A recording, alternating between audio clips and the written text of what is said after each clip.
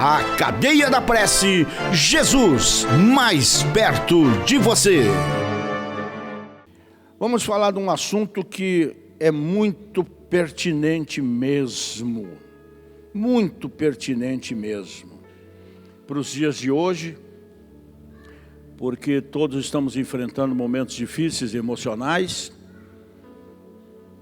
Todos nós, infelizmente, tendo em vista tudo que a gente está vivendo no mundo e muito especialmente no Brasil. Então, no primeiro capítulo da segunda epístola aos Coríntios, tem um texto aqui que eu só vou ler os primeiros 2 ou 3 versículos, que fala da ação de graças de Paulo pelas consolações que Deus lhe concedeu, pelas misericórdias de Deus ao longo da sua vida, que foi uma vida atribulada em todos os sentidos e muito sofrida, né?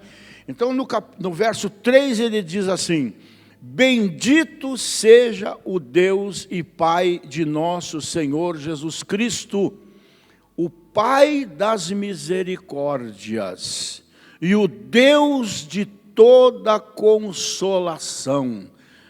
Depois sublinhe isso na sua Bíblia aí. Que nos consola em toda a nossa tribulação, para que também, tem um propósito nisso, possamos consolar os que estiverem em alguma tribulação, com a consolação com que nós mesmos somos consolados de Deus. Porque como as aflições de Cristo são abundantes em nós, assim também a nossa consolação sobra, sobeja por meio de Cristo. Amém? Aí a gente vê que a palavra de Deus diz que esse tipo de coisa será assim mesmo nos últimos tempos. E nós estamos vivendo os últimos tempos. Nada do que está acontecendo no mundo, na natureza, na política, na maldade do homem, nada disso é novidade, é só olhar para as Escrituras. Ninguém vai impedir o cumprimento de Apocalipse. E Apocalipse passa por todas essas coisas que nós nem vimos ainda. E louvado seja Deus, não veremos a ação do anticristo. Embora alguns tolamente preguem que a igreja vai passar pela tribulação. Igrejas grandes aí, irmãos, denominações poderosas, pregam que a igreja vai passar pela tribulação. Ora, tem muita graça o Espírito Santo passar pela tribulação. Tem muita graça uma besteira dessa. Então, é aquilo que eu digo para você. Não fique preocupado, porque os elementos vão se desfazer. Não vai cair na tua cabeça. Vai cair na cabeça do mundo. As estrelas, meteoros, todos esses negócios aí. Tudo aquilo que a Bíblia fala, que aterroriza as pessoas e tudo mais, isso não é para nós, já não estaremos mais aqui. É para aqueles que recusaram Jesus, que viraram as costas para Jesus, que não acreditaram em Jesus, como aquele povo do tempo de Noé, não acreditou que ia chover. E morreram todos afogados na água que eles não acreditavam que viesse. Deus dá um tempo, naquele tempo foi 120 anos. Hoje já são 2000 anos. É a longanimidade de Deus agindo. Porque se já tivesse acontecido, estava todo mundo lascado, inclusive alguns de nós, Então a longanimidade de Deus é que vem protelando esse acontecimento. Então nós vamos viver, antes de tudo isso, não tem um pingo de dúvida, e por mais incrível que pareça, isso não é ufanismo, não. Por mais incrível que possa parecer ao mundo, esse avivamento pré-apocalipse vai começar no Brasil. Isso está mais do que profetizado por homens que eram verdadeiros profetas, como Billy Graham, por exemplo, e Morris Cerullo e tantos outros, que esse avivamento começa aqui. E avivamento é o quê? É bagunça na igreja? É todo mundo pulando? É gente rolando no chão, subindo pelas paredes, pelo sarrafo? Não. Avivamento é conquista de almas, paixão pelas almas. Isto é avivamento. É trazer o perdido para o redil. para o abrigo seguro dos braços de Jesus. Isso é avivamento. Nossas bocas se encherão e de muitos outros de palavras não persuasivas, mas palavras de poder. E o Espírito do Senhor que convence vai fazer essa obra de uma forma sobrenatural em todo o mundo. Não tenha dúvida disso. Então, gente, não é solução se apartar do meio, porque está para baixo, porque parece que as coisas não estão dando certo. Não é negócio, não dá jogo se afastar de Jesus, se afastar da igreja. Não. Quem se afasta da igreja é porque nunca soube o que a igreja é. Pode ter certeza disso. Só se afasta da igreja quem nunca soube o que a igreja representa, o que a igreja é, de fato, né? Muito crente melindroso, muito crente infantil, como Paulo, inclusive, diz aqui na sua primeira carta, aqui, onde é que está isso? Está em 1 Coríntios, onde ele diz: e eu, irmãos, não vos pude falar como a espirituais, ele visitando uma das igrejas, mas tenho que falar para vocês como carnais, como a meninos em Cristo. Com leite vos criei e não com manjar, porque vocês ainda não podiam, nem tampouco vocês podem agora entender o que eu prego, porque vocês são carnais. E são carnais por quê? Porque há entre vós inveja, contendas, dissensões, e por acaso, onde tudo isso acontece, porventura, não andais segundo os homens?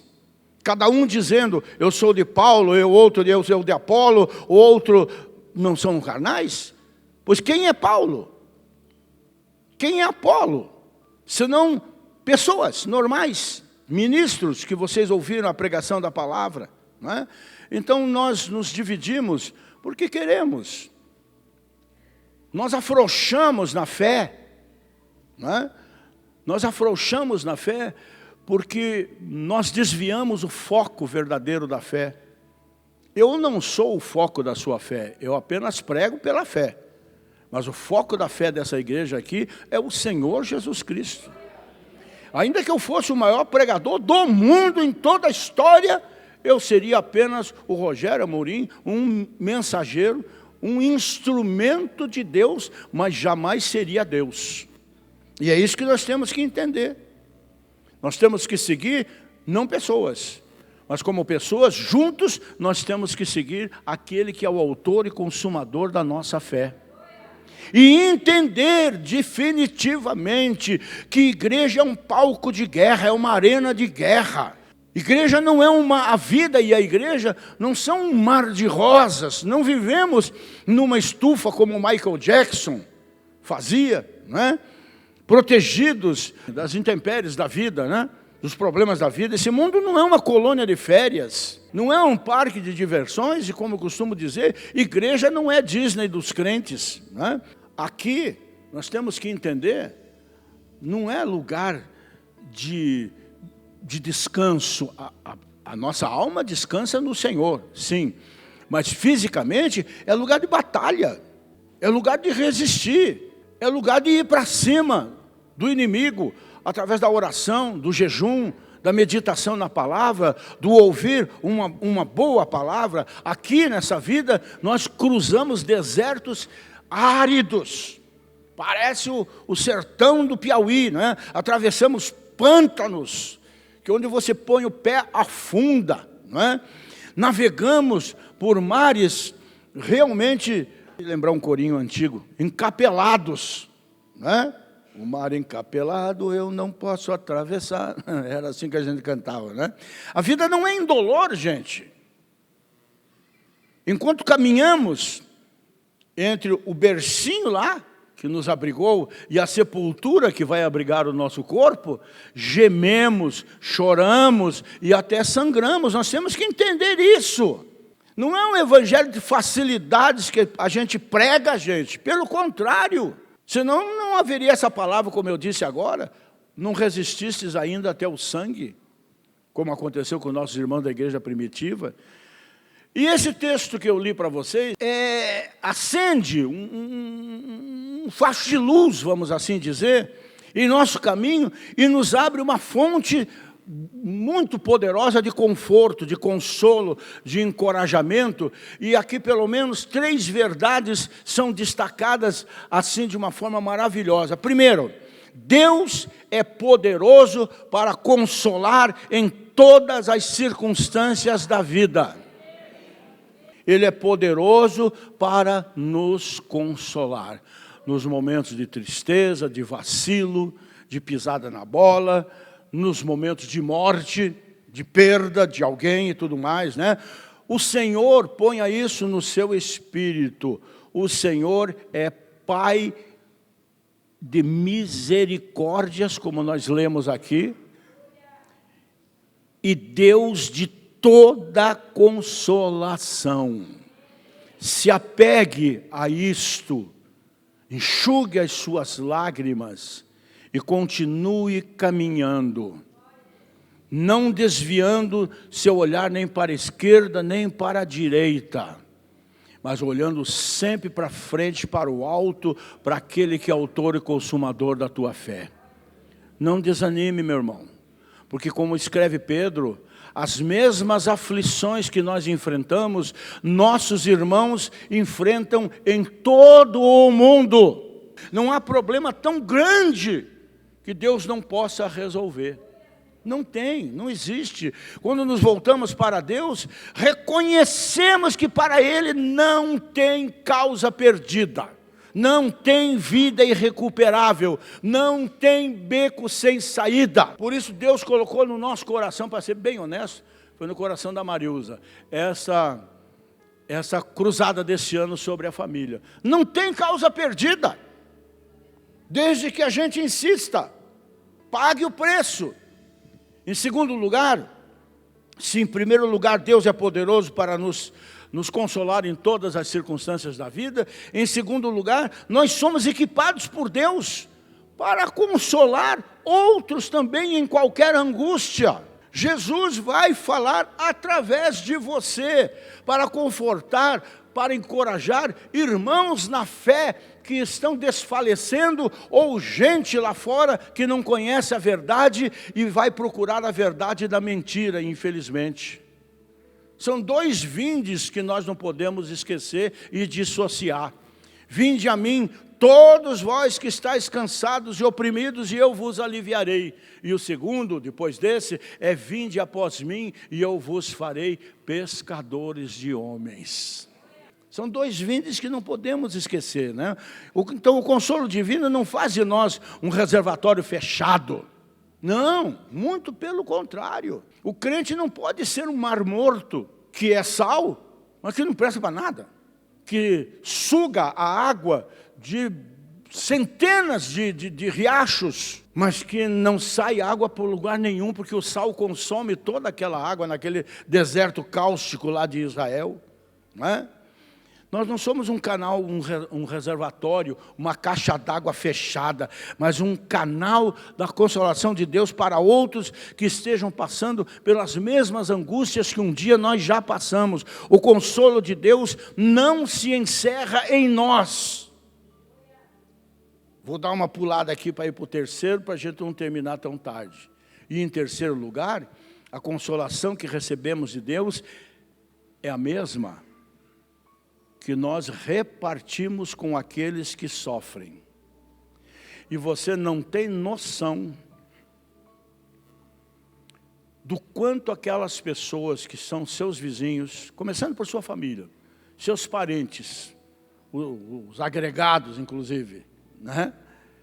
Você não tem noção como essa gente, como aqueles que são nossos vizinhos da esquerda, da direita, da frente e tudo mais, como aqueles que trabalham conosco, ou aqueles que estudam conosco, vocês não têm noção do quanto eles precisam de você. Ponha isso no seu espírito. Você, porque tem Jesus, é a fonte de consolação para essas pessoas. ide por todo o mundo, pregai o evangelho a toda criatura. Quem crer e for batizado será salvo. Jesus não vai descer aqui de novo, nem no arrebatamento. Nem no arrebatamento, ele não vai descer aqui na terra de novo. Mas, por outro lado, ele não precisa descer aqui na terra, por uma razão muito simples. Ele já está aqui através da igreja. E quem é a igreja? Esses tijolos? Não, somos nós. Somos nós, é você. Essa gente está desesperada para receber uma palavra de alguém que tenha o Espírito Santo. E você tem. Quando você abrir a boca para falar com essas pessoas, dê só uma cutucadinha. Nas suas ansiedades, nas suas depressões, nas suas carências, nas suas necessidades, nas suas tristezas, nas suas frustrações de um modo geral, você der uma cutucadinha, imediatamente vai brotar lágrimas dos olhos do teu interlocutor. Não tenha dúvida disso. Portanto, há uma responsabilidade enorme sobre você. Então, gente, como barro nas mãos do oleiro, somos moldados por Deus para sermos vasos úteis em suas mãos. Amém, gente? Deus nos consola com o propósito de sermos consoladores. Barnabé, o discípulo, ele era esse consolador. Paulo era muito duro com as igrejas de então, porque, pelo amor de Deus, a igreja de Corinto, então, só batendo com gato morto mesmo. Né? Não era fácil, né? Então, Paulo era muito duro. Então, Barnabé é conhecido como o Consolador. Por quê? Porque depois que Paulo saía, ele vinha, gente, o jeitão dele é esse mesmo, ele ama vocês, e o pai que ama, às vezes bate no filho e tudo mais, é isso que ele está fazendo, como Deus faz e tudo mais. É isso que nós precisamos ser, porque tem gente aqui na igreja, acreditem vocês, mensagens que eu já preguei, saíram daqui batendo os quichute, porque eu disse que eu mandei fechar o corpo. Então tem gente que não entende as coisas, mas sabe de uma coisa? Precisamos fechar o corpo mesmo, nos enchendo do Espírito Santo de Deus, para que não entre outra porcaria, né, nas nossas vidas. Então tem pessoa que não entende. Então tem que vir um Barnabé e dizer, irmã, irmãzinha, irmãozinho, você sabe, o pastor é assim mesmo, ele não é sério da cabeça, tal, né? Ele fala, não é por maldade, é que ele gosta de pregar o evangelho como é, e não como é por aí. Aqui não tem evangelho de facilidades, aqui tem evangelho de responsabilidade, né? E é assim que é mesmo, né? Então, Deus nos consola para sermos consoladores. Deus nos salva para levarmos a salvação. Deus nos cura para levarmos o nosso testemunho para que outros sejam curados, gente. Amém? Deus nos dá experiências, às vezes amargas, né? Para não sermos meros teóricos da fé. Falar por falar ou porque disseram, mas porque vivemos. Porque vivemos. Deus nos permite passar por provações para termos plena consciência de que, assim como Ele nos livrou, poderá livrar também aqueles que estão sendo provados e livrá-los através das nossas próprias vidas.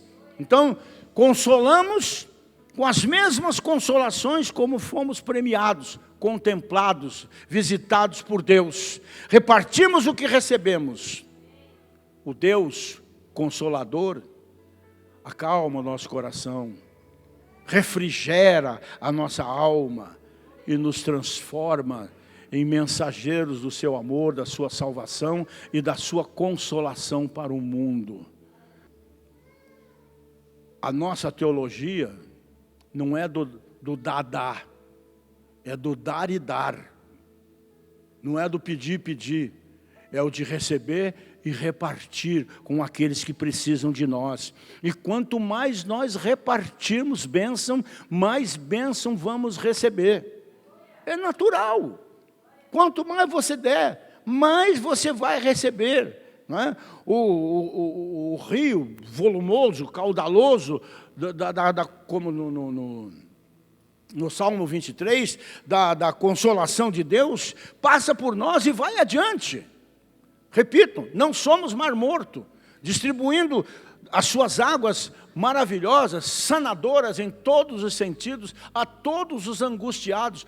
Põe na sua cabeça, Deus te abençoa para você abençoar. Deus te cura para você curar. Deus te salva para você salvar através da pregação. Tenham essa relação, né, de receber e dar, né? E em tempo de tanta dor que nós estamos vivendo, de tantas expectativas, de tanta gente sofrendo, é necessário conhecer este Pai de misericórdias aqui, e Deus de toda consolação. E esse povo só tem um jeito de ver Jesus, é vê-lo na tua vida, nas tuas palavras, no teu testemunho, no teu amor, no teu interesse, porque ninguém está interessado no sofrimento de ninguém. Todo mundo quer que todo mundo se exploda, e não é por aí o caminho. Estamos vivendo um mundo muito mau. Estamos vivendo num tempo muito perverso, e uma gotinha de bondade faz transbordar felicidade no coração daquele que está sofrendo. E essa gotinha é você, sou eu, somos nós, não tenha dúvida disso. Em tempo de tanta aflição, é hora de receber o consolo divino, como nessa manhã, mas para reparti-lo, para que a cura que nos alcançou vá além e alcance muitos outros, não é? E alcance muitos outros. Então, gente, só para relembrar lá no começo, dentro desse texto, Deus é conhecido nas Escrituras como o Pai das misericórdias. Nunca esqueça disso. A misericórdia é a expressão transbordante do amor e da compaixão divina. E compaixão é mais do que sentir dó. Compaixão é sofrer junto, né? Misericórdia é sinônimo de compaixão. Misericórdia é tudo que eu preciso na minha vida. Misericórdia é um sentimento doído, causado pela miséria dos outros. Compaixão é isso. Quero agradecer de coração a todos aqueles que nessa igreja contribuem todos os meses para as cestas básicas. Inclusive o irmão Haroldo, que todo mês ele, puxa, é um poço de bênção esse irmão. E tantos outros aqui que trazem cestas básicas, que trazem quilos de alimento, o leite para as crianças e assim por diante, que nós vamos entregar nos lares, e muitos que vêm bater aqui a porta da igreja. A fome está brutal. E isso chama-se, cada cesta básica que é levado é a compaixão de Deus para aquela vida, aquela família sofrida. E esse é um agradecimento a toda essa igreja aqui, que nunca faltou. E por isso nunca nada lhes faltará também, né? Então, gente, Deus diz assim para você nessa manhã. Você que chegou aqui hoje angustiado, você que já chorou hoje, já levantou de manhã enxugando lágrimas, ou como é comum muitas vezes, durante o louvor, derramar lágrimas que estão sufocando, é como uma panela de pressão, né? Se não levantar o apito ali, explode mesmo, né?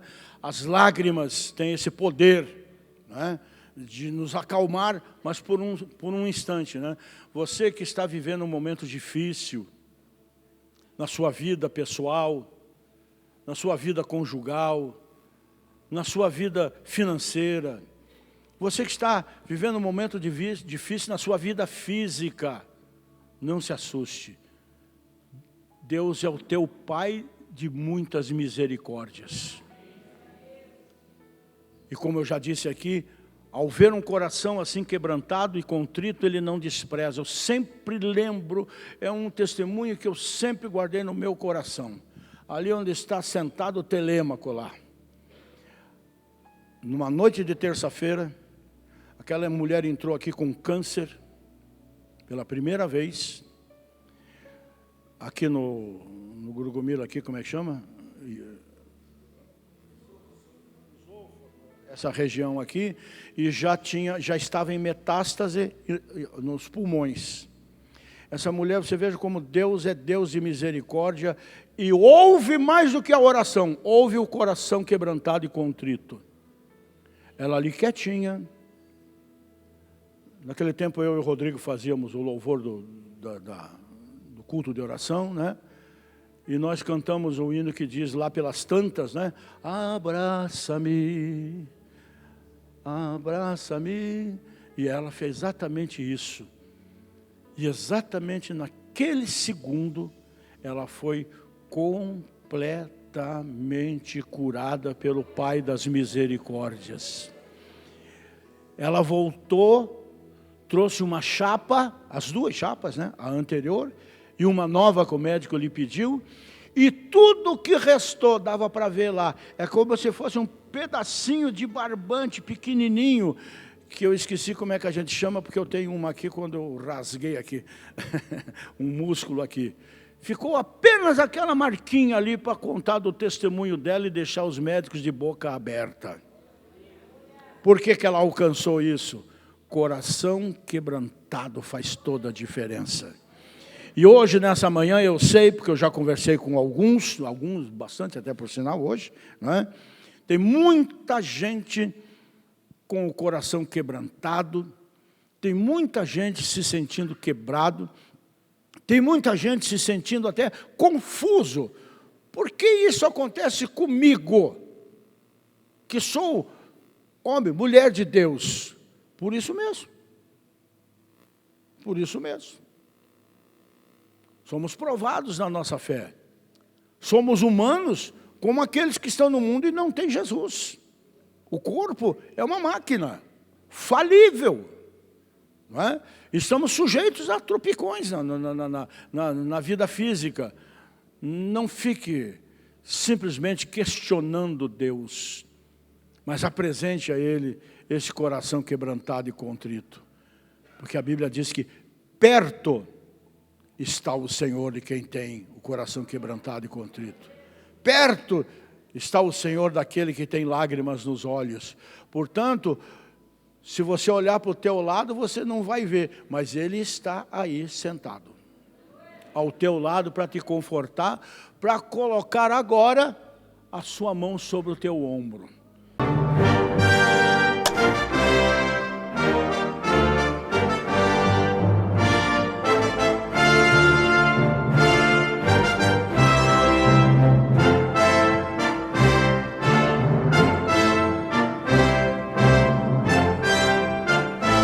A Cadeia da Prece, Jesus mais perto de você.